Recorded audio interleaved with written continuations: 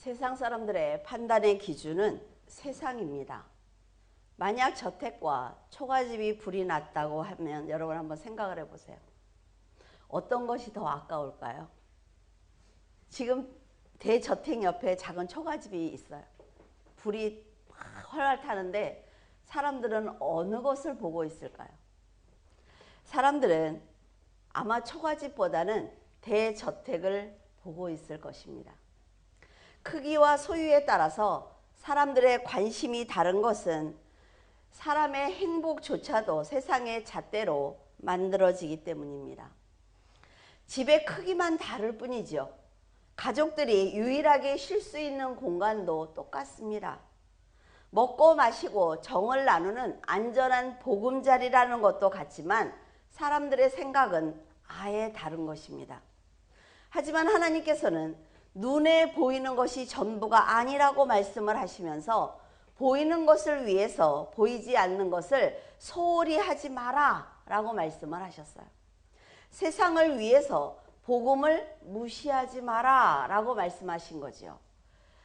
사람들이 볼 때 큰 빌딩 안에서 내가 건물주야, 요새 그 소원이 건물주라면요, 건물주야 라고 말하는 것과 저는요 저 작은 교회에 다니고 있어요. 그럼 사람들이 어떻게 생각을 해요? 가난하구나 라는 생각을 한단 말이죠. 그러나 그 사람의 인생 전체를 볼 때는 하나님과 함께 하시는 그 사람의 인생이 훨씬 안전하다는 것입니다. 하나님께 처녀 이스라엘이라고 불릴 만큼 이스라엘은 사랑을 받은 민족입니다. 하나님을 경외하지 않았어요. 그런 민족이. 내가 자식을 너무나 사랑하는데 그 자식이 부모를 경외하지 않는다면 그 부모의 마음은 아주 비참할 것입니다.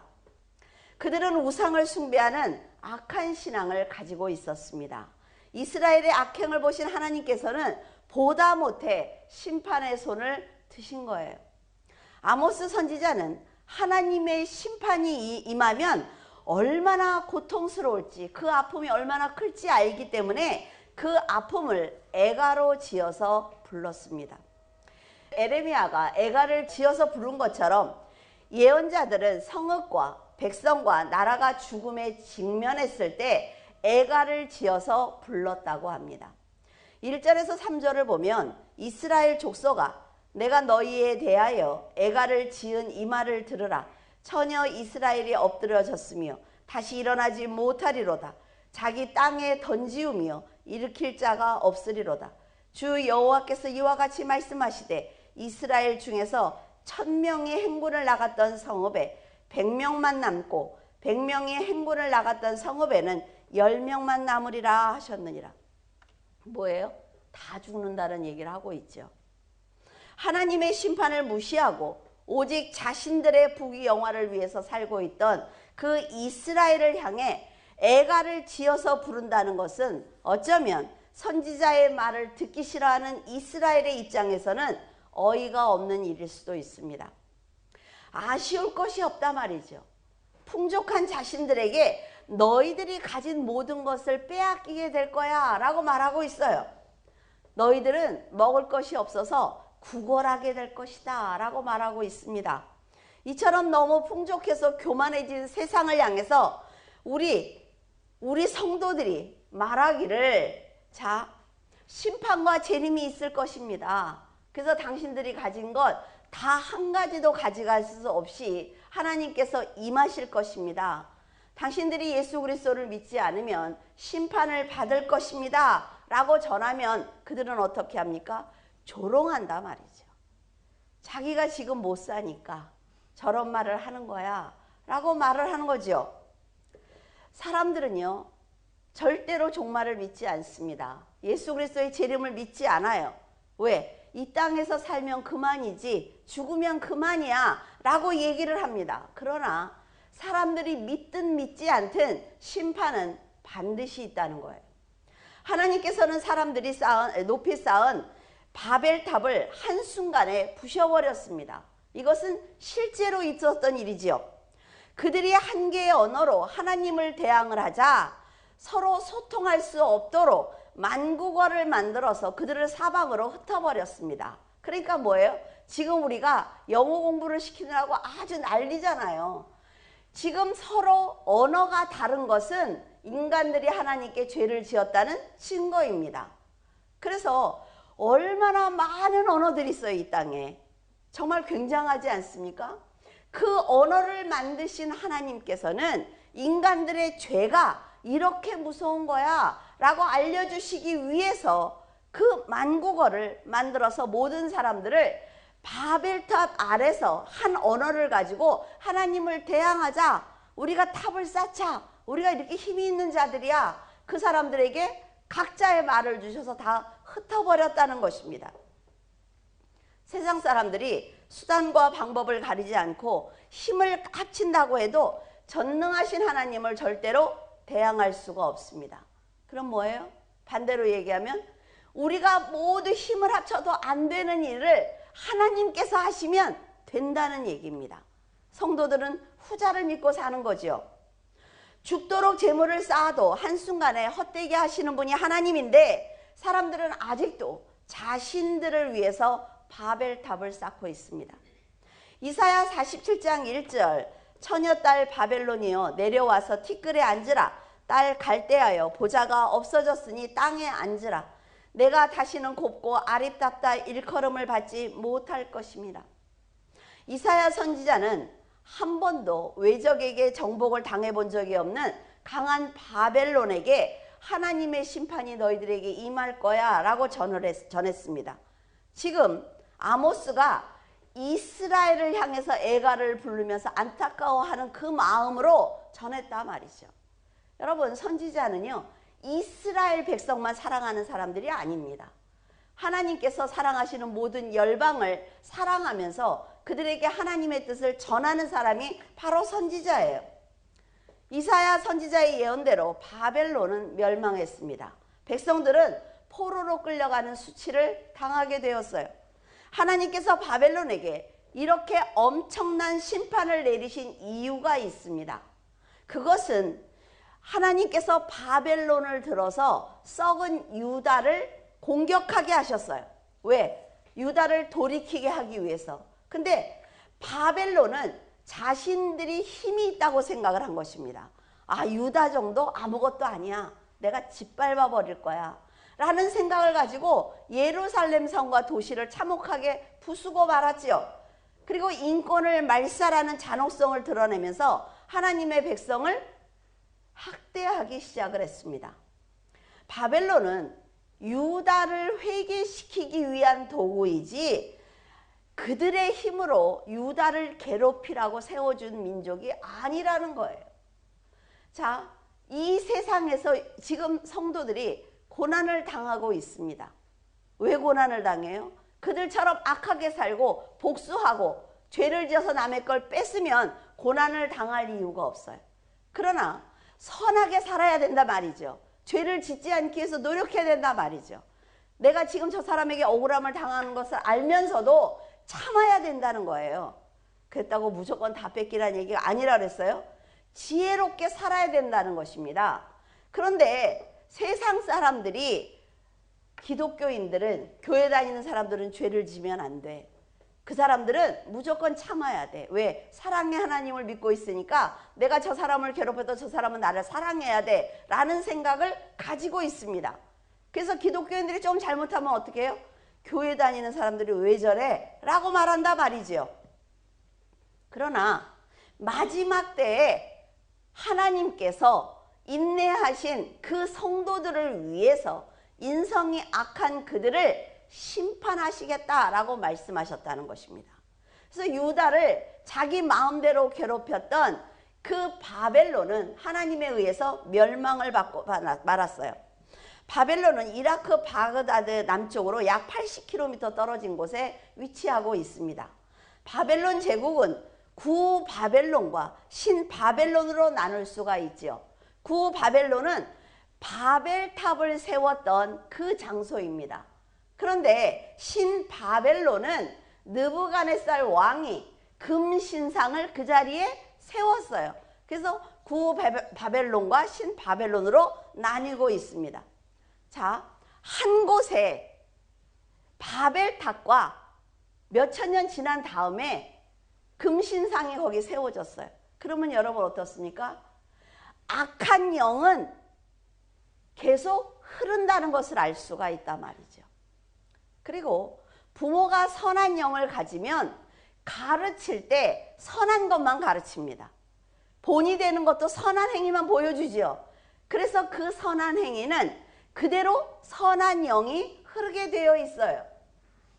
그렇기 때문에 우리가 선한 영을 가져야 되는 이유는 내 자녀들, 그리고 내 자녀의 자녀들이 천대까지 그 선한 영이 흐르게 하기 위해서 나부터 잘해야 되는 거예요. 나부터. 이 세상에는 영원한 것은 없습니다. 지구라는 이 작은 땅덩이에 수많은 사람들이 태어나고 죽기를 반복하고 있습니다.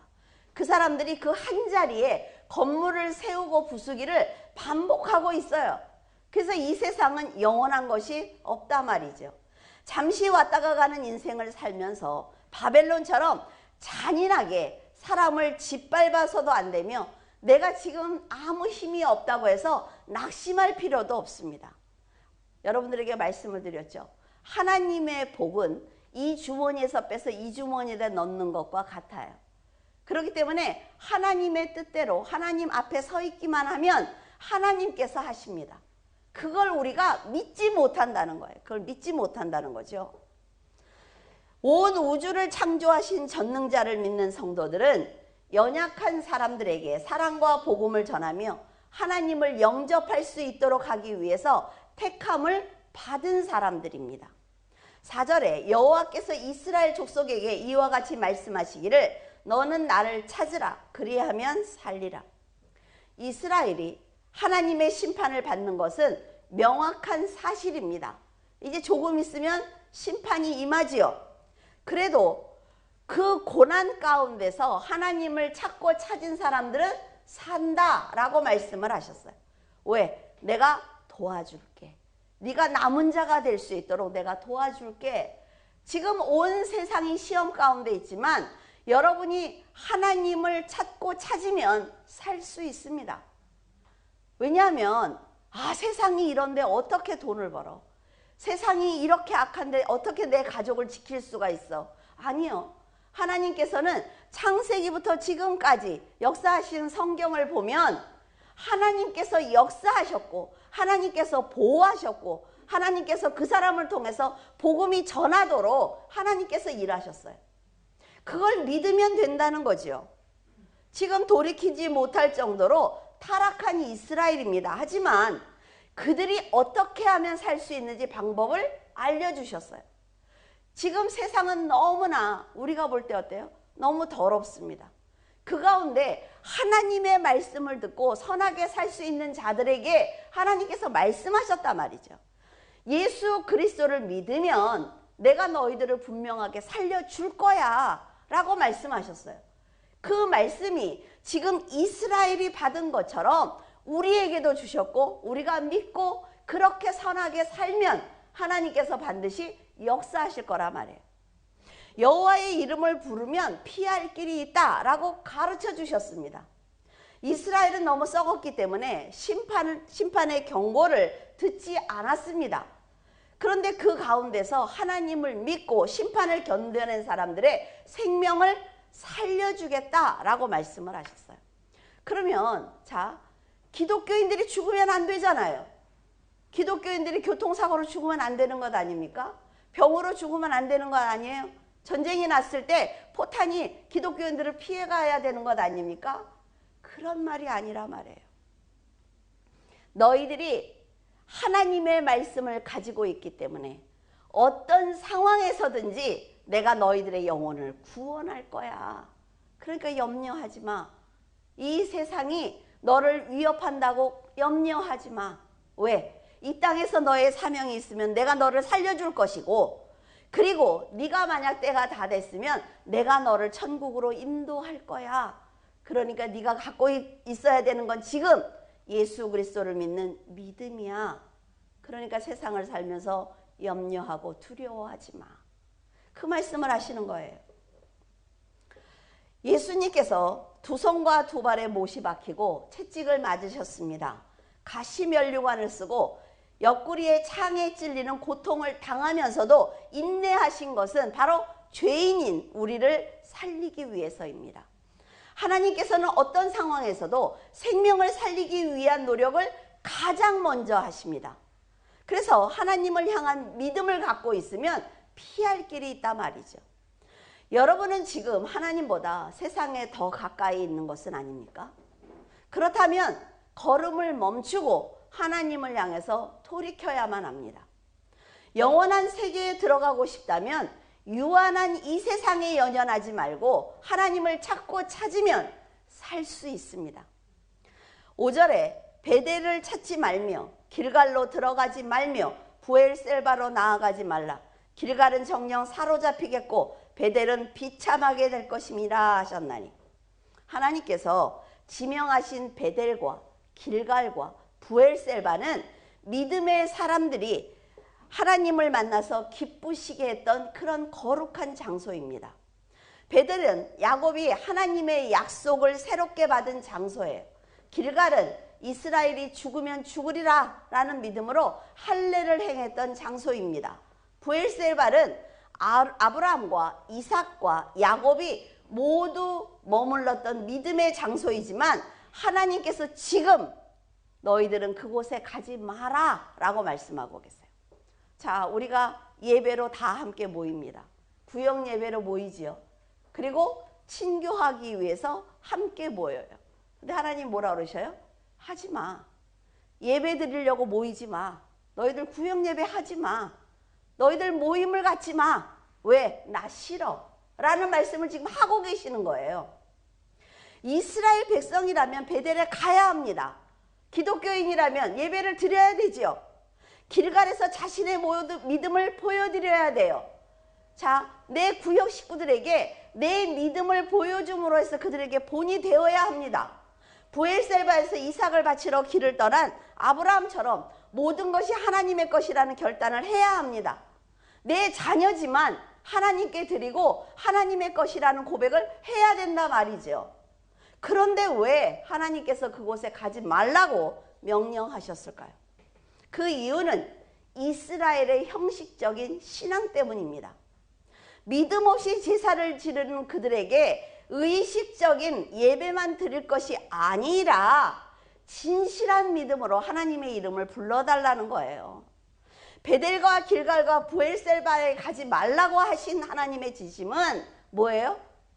우상으로 더럽혀진 그곳을 너희들이 깨끗하게 해줄래?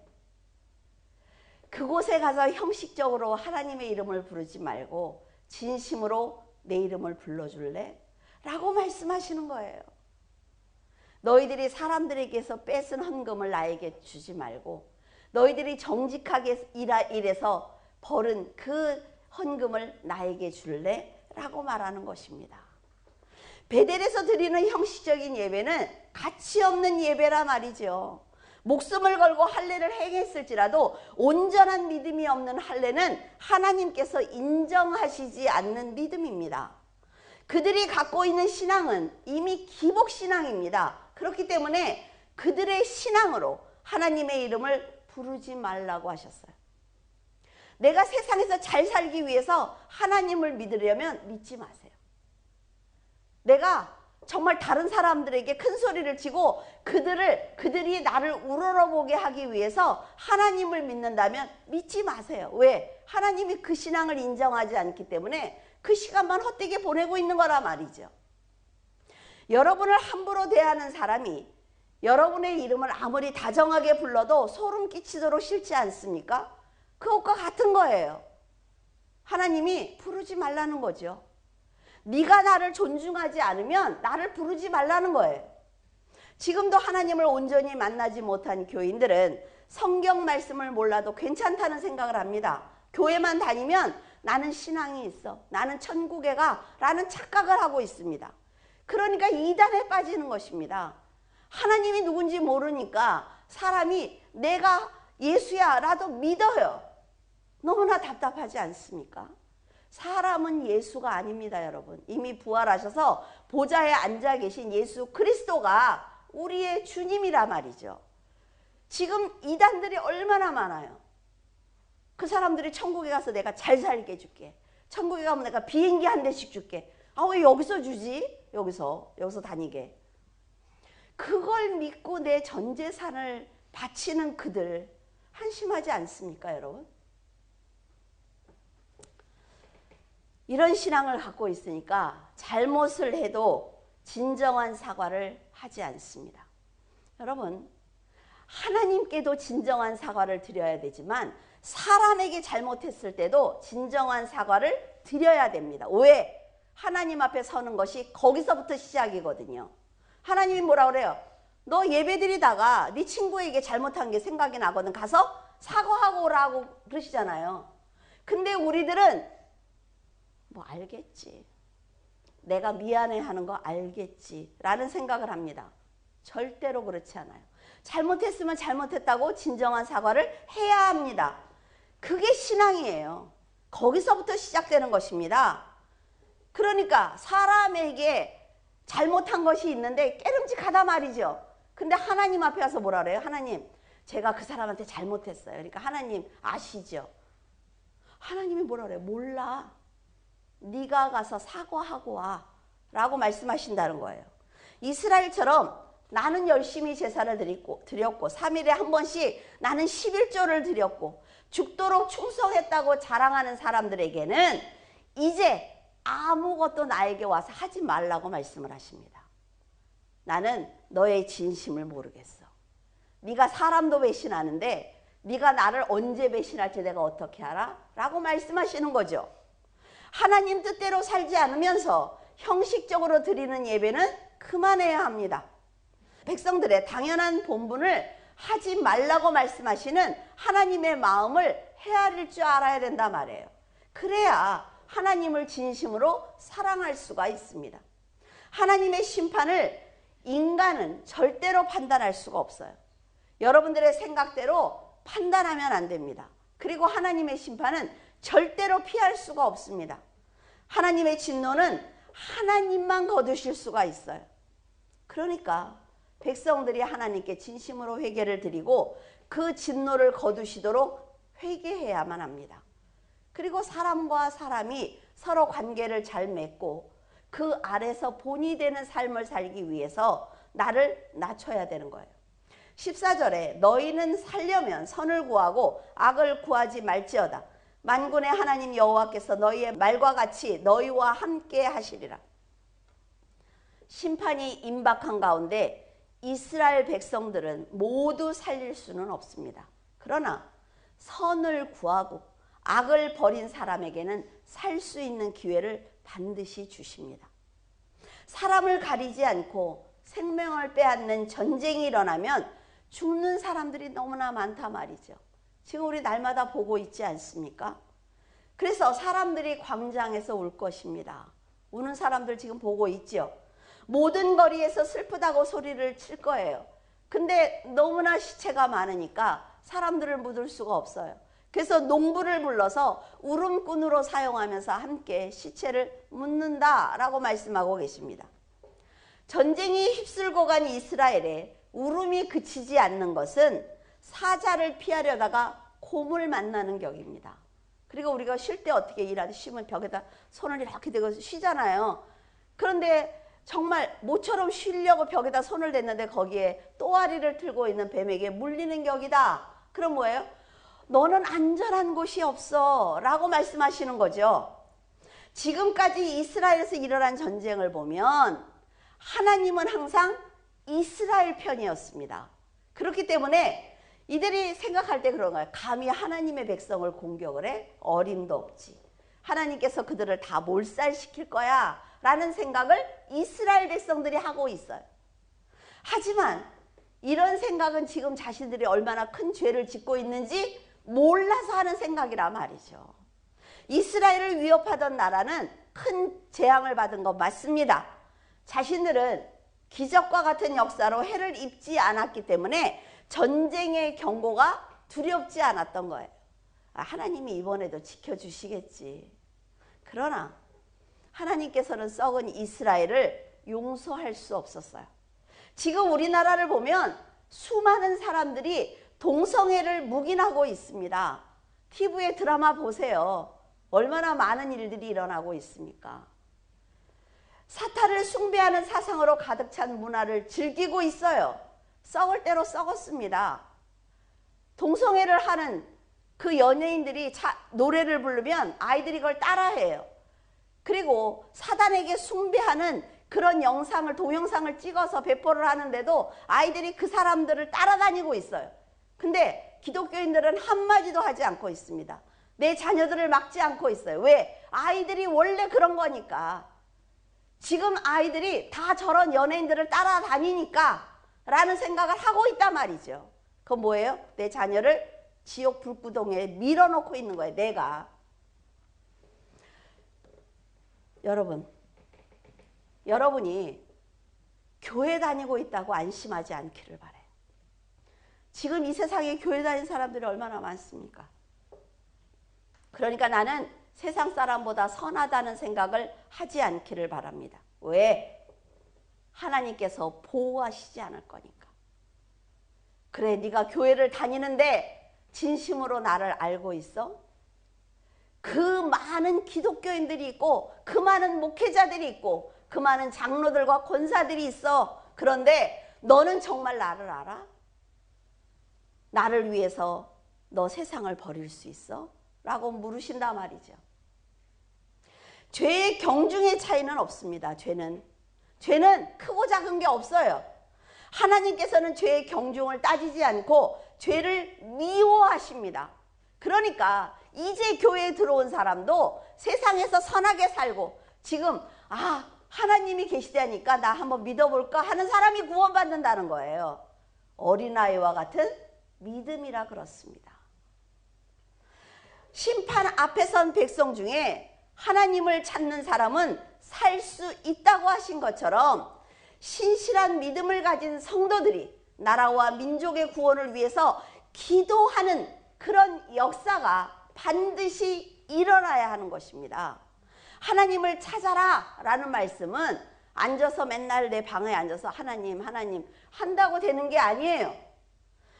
여러분, 나라와 민족과 구원을 받아야 될 생명을 위해서 간절히 기도하는 사람이 바로 하나님을 찾는 사람입니다. 이 나라와 이 민족을 위해서 여러분 기도하셔야 된단 말이죠. 여러분들이 살기 위해서는 지금 위험한 이 나라를 위해서 기도하셔야 돼요. 여러분, 정치하는 사람들, 위정자들을 믿지 말라 말이죠. 어떻게 이끌고 갈지 어떻게 합니까? 성도들은 무엇이 우상 숭배인지 분명히 알고 있으면서 세상 사람들도 다 이렇게 산다는 말과 행동을 하고 있단 말이에요. 저는 그래도 덜 사기칩니다. 저는 그래도 사람들에게 덜 못되게 굴어요. 저 사람들은 저렇게 쌍욕을 하죠. 저는 그렇게까지는 안 해요. 이런다는 거죠. 여러분들에게 못 살라는 얘기를 하는 것이 아닙니다. 잘 살아야 돼요. 왜? 돈을 벌기 위한 그 시간을 허비하지 않고 하나님의 일을 가진 것에서 열심히 하기 위해서는 여러분들이 잘 살아야 됩니다. 못 사는 게 은혜가 아니라 말이에요. 그런데 여러분, 세상 사람들과 전혀 구별이 안 된다면 하나님의 심판을 같이 받을 수밖에 없습니다. 하나님께서는 더 이상 타락한 이스라엘과 함께 하시지 않습니다. 말씀을 선포하는 사람을 미워하고 힘없는 사람을 밟고 부당한 세를 거둔 이스라엘을 더 이상 보호하시지 않습니다. 목회자들이 이 단에서 하나님의 진리의 말씀, 성경을 가르치지 않으니까 성도들이 성경을 우습게 한단 말이죠. 교회 갈 때는 열심히들 들고 가. 근데 한 장도 읽지 않는단 말이죠. 이 세상에 선하신 분은 하나님 한 분밖에 없습니다. 세상 사람들이 생각하는 선의 기준은 도덕과 양심이기 때문에 자기의 기준에 따라서 선한 기준이 달라질 수가 있습니다. 기준은 하나님 한 분이에요. 내 생각은 필요 없단 말이죠. 내 생각도 자꾸 하나님의 생각에 부딪혀 봐야 돼요. 내가 맞는지. 그러나 말씀을 중심에 세우면 나 자신이 악이 될 수가 있다는 거예요. 이게 진정한 회개입니다.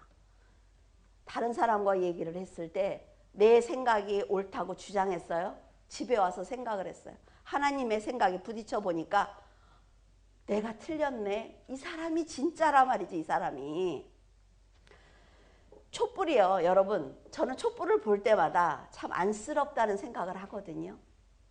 촛불이 이렇게 켜놓으면 어때요? 계속 작은 바람에 흔들리잖아요. 그렇죠?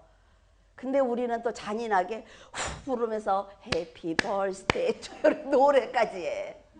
근데 촛불들이 확 흔들리잖아요. 저는 항상 그걸 볼 때마다 어떻게 생각하는 줄 알아요? 고난을 당한다고 생각을 합니다. 저게 나지. 작은 바람에도 흔들리는 저게 나지. 라는 생각을 하거든요. 이 어두운 세상에서 믿음의 빛을 비추기 위해서 흔들리는 우리들이 그 자체가 고난인 것입니다. 돈이 없어서 고난이 아니에요. 공의로운 말씀을 지키기 위해서 고난을 당하는 성도는 하나님의 긍휼하심을 받으며 악의 손길이 미치지 못하는 성령의 울타리로 보호를 받습니다.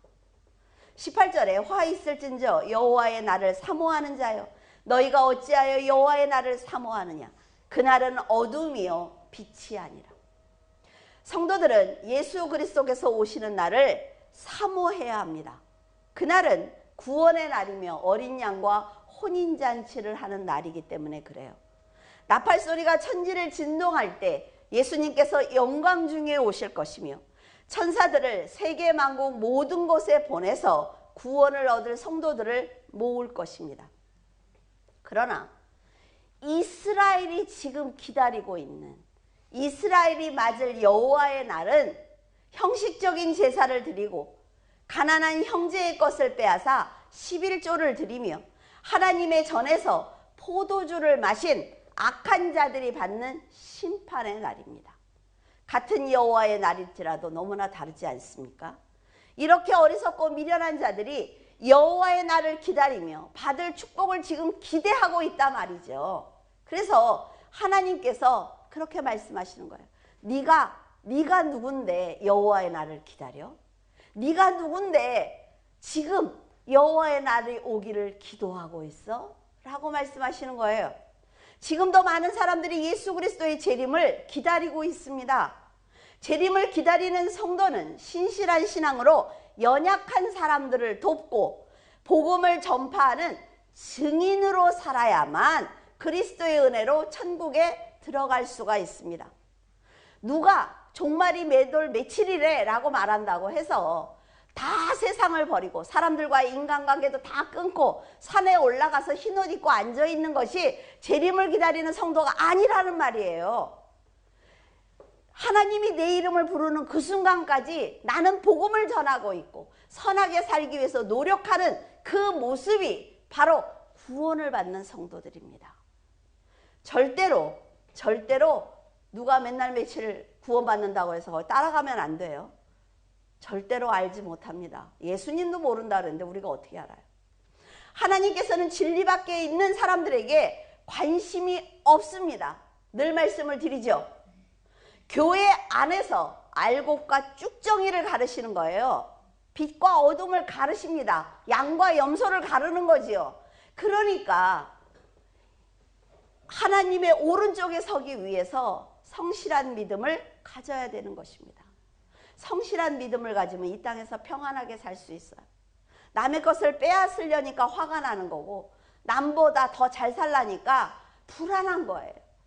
그러나 하나님께서 내가 있는 자리에서 최선을 다해서 살아야 돼요. 공부도 열심히 해야 돼요.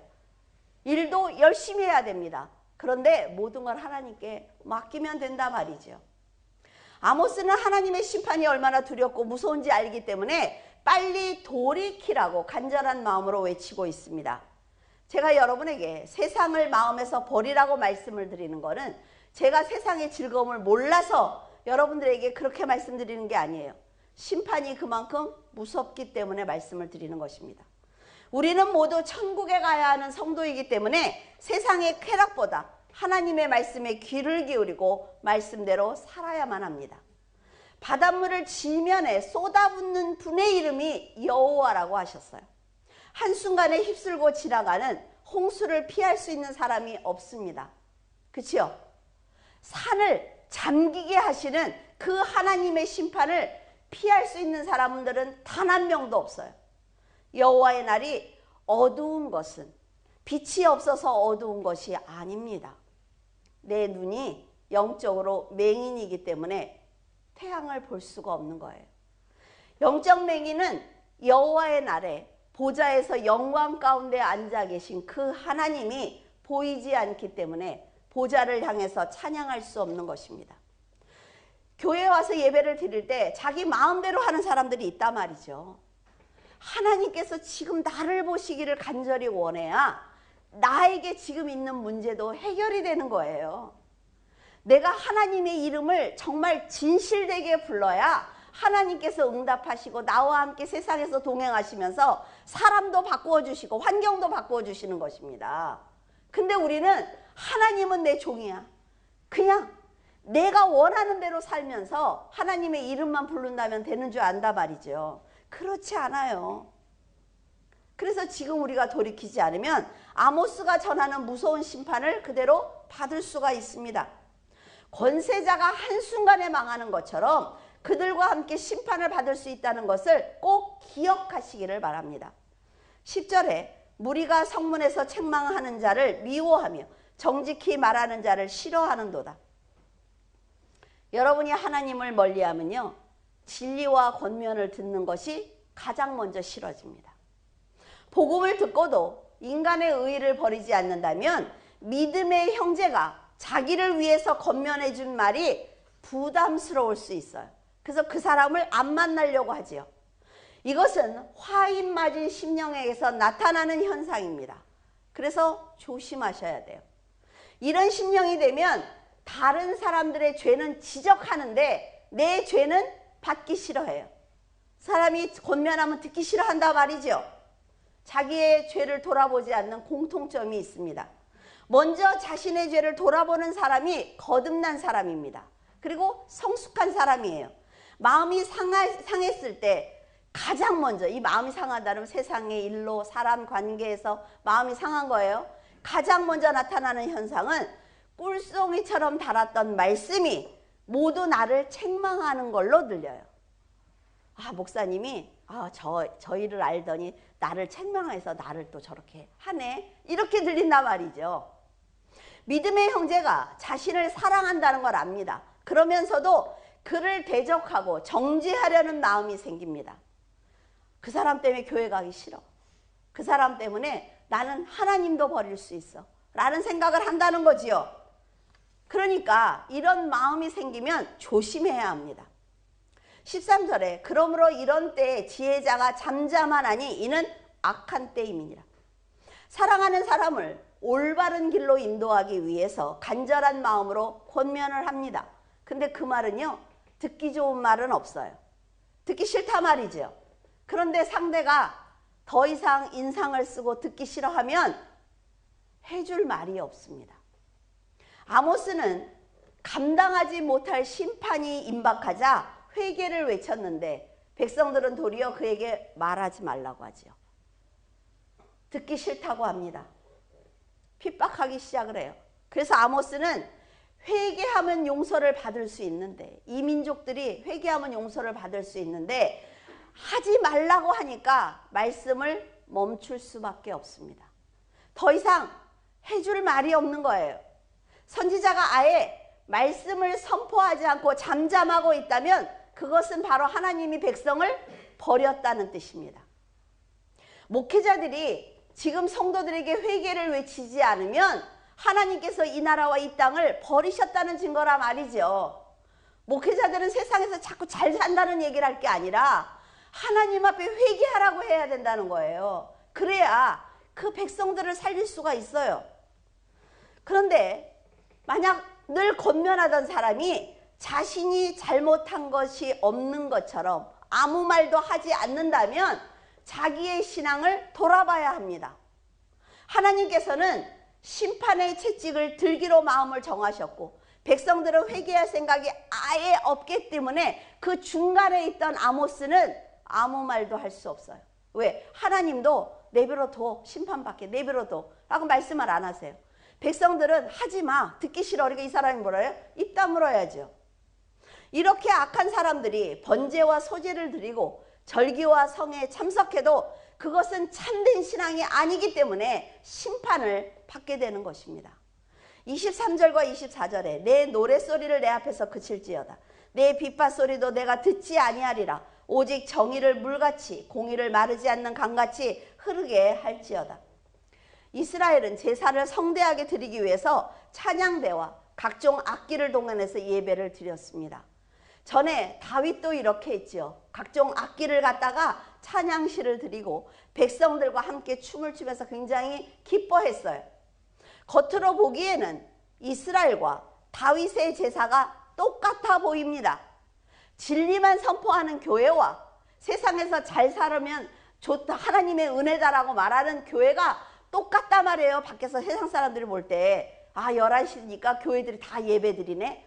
교회에서 종을 치네. 다 똑같단 말이죠. 그러나 하나님께서 기뻐하시는 제사는 다릅니다. 이 이스라엘이 지금 드리는 제사와 다윗이 드렸던 제사는 절대로 같지 않아요. 지금 우리가 드리고 있는 예배도 살펴봐야 된다 말이죠. 정해진 시간에 교회에 왔지만 다른 생각을 하면, 그리고 졸고 있으면 예배 시간만 채우는 것이지 그것은 예배가 아닙니다. 절대로 아니에요. 하나님께서 너희가 드린 번제나 소제를 받지 않겠다, 화목제도 내가 돌보지 않겠다라고 말씀하셨다면 그 예배는 사람들의 모임입니다. 세상에 나가서 모이는 게 훨씬 재밌어요, 여러분. 카페에 나가서 빵하고 커피 놓고 차라리 그게 낫지. 정의와 공의가 마르지 않고 선을 베풀어서 이웃을 사랑하며 하나님을 높여드리기 위해서 믿음으로 사는 삶이 진정한 예배입니다. 여러분들에게 말씀드리잖아요. 콩나물을 사러 가서 1,000원어치 살까 2,000원어치 살까 하는 것도 하나님 앞에 드리는 예배라 말이죠. 가족들에게 진밥을 먹이고 싶어요? 진밥 싫다니까 또 된 밥을 만들어. 그거는 참된 예배가 아니란 말이에요. 이스라엘과 다윗의 삶은 전혀 달랐습니다. 생명을 대하는 삶도 달랐고 하나님을 경외하는 마음도 달랐어요.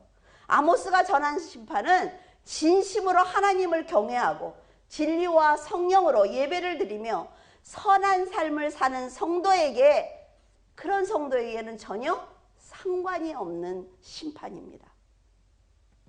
이렇게 선하게 사는 성도는 세상에서 하나님께서 심판하시기로 하신 그 날 안에 독수리가 날개를 펴서 내 새끼를 품어주는 것처럼 하나님께서 분명히 내가 그렇게 할게 라는 말씀을 하셨어요. 그래서 여러분들은 예비군들하고 친해야 돼요. 왜냐하면 방공호를 알고 있거든. 그러니까 전쟁이 나면 그 예비군을 찾아가서 방공호 안 하냐고 물어보고 같이 가면 돼요. 예비군들이 모르는 얼굴들이야. 큰일 났네. 문제가 심각한데요. 마음을 다해 찬양하는 성도와 영원한 나라를 소망하는 성도와 생명을 살리기 위해서 기도하는 성도는 분명하게 하나님께서 보호하십니다. 왜냐하면 이 나라에서 전쟁이 만약 일어났어요. 기도하는 성도를 하나님이 보호하세요. 왜 그런 줄 아세요? 이 나라를 다시 회복하셔야 되거든요. 그래서 기도하는 사람들의 기도가 필요하시거든요. 그래서 여러분들이 평상시에 이 나라와 이 민족을 위해서 하나님 앞에 기도하고 위정자들을 위해서 기도하시면 하나님께서 분명히 여러분의 기도를 더 들어야 하기 때문에 사는 역사가 일어나는 것입니다. 여러분은 하나님을 찾고 찾아서 하나님께 사랑받는 귀한 성도가 되시기를 바랍니다. 기도하겠습니다. 험한 세상 가운데 선한 열매를 맺도록 인도하시는 하나님께 깊은 감사를 드립니다. 죄가 없는 천사와 그룹들이 영광 가득한 보좌에 앉아 계신 하나님을 향해 찬양을 드리는 위대한 하나님인데도 어리석고 지혜가 없는 저희들을 자녀라고 불러주시니 그 사랑을 감당할 길이 없습니다. 하나님, 저희들도 크게 입을 벌려 하나님을 송축하게 하시고 거룩한 하나님의 이름을 높여드릴 수 있도록 도와주시옵소서. 하나님, 저희들은 어리석어 잘 분별하지 못하고 있사오니 하나님의 지혜로 인도하여 주시사 세상을 올바로 분별할 수 있도록 도와주시옵소서. 하나님께서 재물과 권세를 주셨는데도 감사하지 못했던 이스라엘처럼 저희들도 평안과 안식을 누리게 하사 세상을 향해 더 깊숙하게 들어가는 죄를 짓지 않도록 도와주시옵소서. 하나님, 믿음의 조상들처럼 항상 주님의 말씀을 붙들고 담대하게 선한 자리에 서게 하시고 하나님의 이름을 선포하는 성도로 살게 하여 주시옵소서. 각 나라에서 전쟁으로 인해 연약한 생명들이 희생당하는 가운데 있사오니 전능하신 하나님께서 평화를 주셔서 고통에서 건져 주시옵소서. 생명을 사랑하시는 하나님, 저희들의 기도를 들어주셔서 이제 포성이 잠잠하게 하여 주시옵시고 고통 속에서 울부짖는 사람들의 울음을 멈추게 하여 주시옵소서. 두려워서 불안에 떠는 어린아이들의 눈물을 닦아주시고 전 세계적으로 회개의 역사가 일어나게 도와주시옵소서. 믿음을 가진 저희들이 먼저 하나님께 무릎을 꿇고 기도하오니 저희들의 기도를 들어주셔서 긍휼히 여김을 받는 자는 긍휼히 여김을 받게 하시고 피할 자는 피할 길을 허락해 주시옵소서. 독수리가 날개를 펴서 새끼를 보호하듯 하나님의 은혜 아래 구원의 역사가 있게 하여 주시옵소서. 물줄기 교회 성도들을 보호하고 계신 하나님, 악한 자와 악한 영의 공격을 막아주셔서 믿음을 지키는 하나님의 자녀로 살게 하여 주시옵소서. 감사드리며 예수 그리스도 이름으로 기도드립니다. 아멘.